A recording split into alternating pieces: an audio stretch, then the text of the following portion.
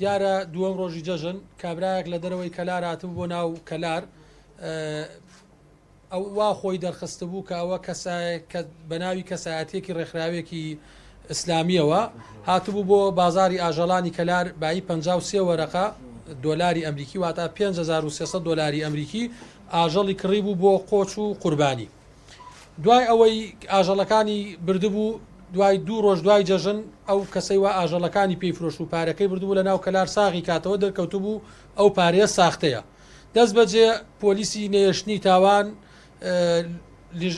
دۆسەیەکی لێکۆڵینەوەی کردەوە بە فەرمانی دادوەری لێکۆڵینەوەی کەلار فەرمانی گردن بۆ ئەو کەسانە دەرچوو. دوای چاودێریکردنیەکی ورد لە ڕێگای کامیرەی چاودێریەوە و لە ڕێگای ژمارە ئۆتۆمبیلەکەی وا بەکاریانە نابوو توانیمان ئەو کەسە دەستگیر بکەین ئەویشدانی بە تاوانەکەی دانا کە ئەو پارەی لە دەرەوەی سنووری گەرمیان و هێناوە ناو گەرمیان ساغی کردوتەوە. لە ئێستا 2 کەس لەسەر ئەو دۆسەیە دەستگیر کراون و فەرمانی گرنیش بۆ کەسی سێمیش دەرچووە.